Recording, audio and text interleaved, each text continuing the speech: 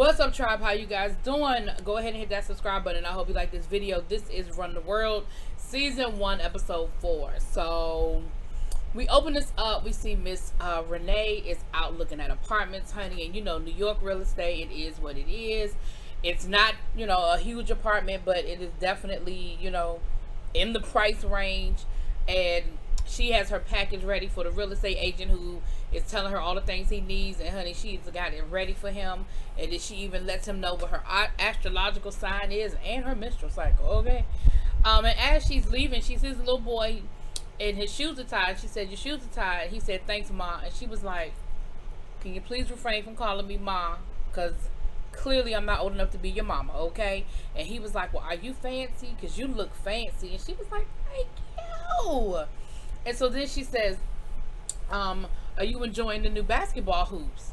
And he was like, "Nah, they ain't building for us. They building for the fancy people."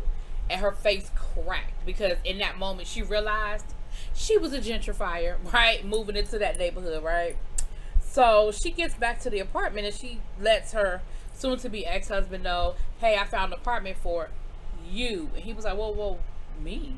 Like, I didn't know I was moving out. And she was like, "Listen, I know we agreed to be very, you know, we agreed to take this and be very, you know, civil about this whole situation. But at the end of the day, listen, we can't keep doing this. We can't keep living here together. You're going to have to find your own place. So I found it for you and let's make it happen." And he was like, "Yeah, no, I'm not, that ain't happening. Like, I'm not." He running around the apartment fixing stuff that she probably been asking him to fix for 6 months, okay?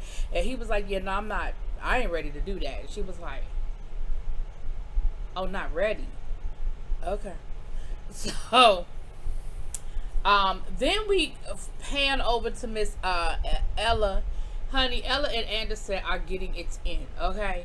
They are getting it in. And then she remembers that she is supposed to be meeting her best friend, one of her good friends, for brunch. And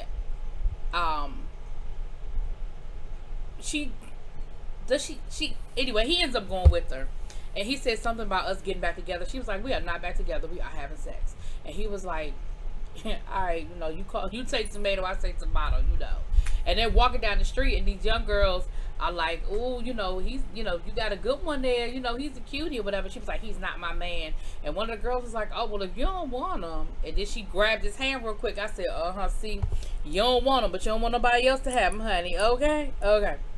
So they get to brunch, and it's her friend. He's a gay, you know, a gay guy. You know, he immediately looks at her and was like, "Oh, so is this what I missed at brunch? Cause I see Anderson over here." And she was like, "Exactly. And if you miss my birthday brunch again, we're gonna have a problem. You know, I mean, my birthday party again, we're gonna have a problem." And they proceed to have really good conversations. You know, they chilling, having themselves a good time. Now, while they're sitting there, Miss Whitney walks by with her Dr. Fiance. They're on their way down to the market, honey, because she has to get herself some new material for her wedding gown. So her soon-to-be aunt-in-law runs a I don't want to call it the swap meet because it ain't the swap meet, but it's like the open market where they have a lot of the Nigerian foods and garb and materials and fabric. And so she meets her soon-to-be sister-in-law down there with the auntie, and they get her all together, honey. And she, listen, the fabric they find for her is absolutely gorgeous, and the head wrap and all of that, honey, it is gorgeous, okay? And she looks gorgeous. And you know, she's telling them that, you know, Allah is a good man. Ali is a good man, and that she can't wait to marry him, and that, you know, she's gonna be the best wife for him, and all of that good stuff, you know. And you can see the guilt just on her, like the guilt that this is a good man and that she cheated on this man. So next we see her meeting up with Miss Renee, and she's confessing to Renee, and Renee was like, "Girl, I know." Like, child, listen, first of all, the guilt was written all over your face, and second of all, you know we don't keep no secrets in this group. Like, the minute you told Ella told me, I already know what's up.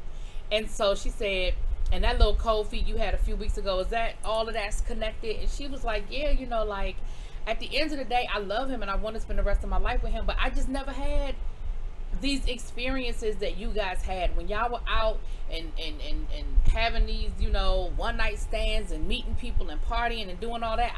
I was being a good girl, and I was in love, and I was doing all the right things. And I just, you know, now that the wedding is here, I just, there's a part of me that just wants to have fun and just have a good time. And you know, Renee was like, listen, child, all that ain't even what it's cracked up to be.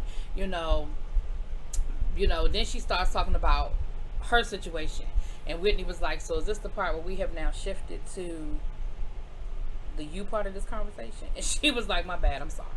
You know. And so they happen to be close by the PhD candidate, you know her name. And so, because Renee, honey, got to go to the bathroom, and she was like, well, we close to, you know, she's with old boy for the weekend, and we close to his house. And so they end up running over there to go to the bathroom, child. And when Renee get done using the bathroom, they like, girl, let's go to the park. And so they end up going to the park, and they have a good time down to the park, honey. They are dancing, and they are playing on the swings, and they are reminiscing and talking about life and just running around and having a good time, honey. Renee done flirted with the dude who was cooking food out on the grill down to the park. They done made a plate, and they, you know, and they drinking. They drinking. Okay, so they getting a little tipsy topsy turvy the whole time while they're doing all of this. And while they're at the park, PhD candidate's boyfriend, aka her professor, he ends up coming to the park with the daughter. And you know, last episode he was making a big deal about, listen, just like, why are you hiding this? You know, just go disclose our relationship to the university and let's be done with it. That way we can be open, we can be in public, you know, we don't have to worry about looking over our shoulder. We can hold hands, we can kiss, we can be in love, and we can really fall 100% into this relationship. And so at a certain point in the park, you know, like I said, she been drinking and he was there, and she leans in and she kisses him. And as soon as she did that, I said, that's it, that's a wrap. Somebody done seen them. Something just told me that they are in the park and somebody has seen them. I mean, it was a park full of people on a Saturday morning, right? So they get a phone call from Ella. Ella is like, listen, we are down to the bar. Why don't y'all meet us here? And so they were like, let's go. So they end up going to the bar. Now, Ella is at the bar with Brenda, her boss, aka my girl Maxine Shaw. You know, they're at the bar drinking, and she's still with her boy from the Anderson is not with them right now, but she's still with her boy at the that she went to brunch with, and they're drinking, and Brenda get to flirting with one of the guys down to the bar, and they come in the bar and they meet up with him, and then they end up going next door to the club. This turned into like a whole day. This was like a whole day situation. So they end up going next door to the club, and Whitney is outside flirting with some dudes, smoking a cigarette. And so old girl is like, so is this what we doing now? Ella is like, this is what we doing now? Like, you just gonna be standing out here smoking and just, you know, sowing your wild oats? And Whitney was like, listen, I ain't had a cigarette since I was living abroad in France, okay? If I want to stand out here and smoke a cigarette, I can stand out here and smoke a cigarette. Like, I'm not doing anything. All I'm doing is flirting. All I'm doing is just talking to these guys. Like, it is what it is. You know, and again, she's still trying to find that happy medium, that happy place, right? So they get to the bar, and they get to the little club, and they're dancing. They're living their best life. Honey, everybody is having a good time. They are good and drunk by now. Like I said, they have been out partying all day. And Ella gets a text from Anderson with an eggplant emoji, baby. She know what that means. She tips out of the club. You know, Brenda got her little man that she flirting with. And then our you know, PhD candidate, she gets a text 911 from her man telling her that, you know, like, it's urgent. Like, you need to get here now. She rolls up, and he's sitting outside, and he got this long face. He said, the school knows. She was like, what you mean they know? He said, they know. He said, I got an email from the school saying that I need to sit before the board because a student reported seeing us at the park today. I said, I knew it. She was like, well, that can't be true. Like, it's not a big deal. They couldn't have seen it. And then she looks at her phone, and she just busts out crying. He was like, what's wrong? She was like, I got the email too. So, listen. All you had to do was do what your man told you to do, girl. Your man told you to go and disclose the relationship. Then Ella shows up over to Anderson's house, honey, and guess what? Anderson, picks her up and shows her what that eggplant emoji was about, honey.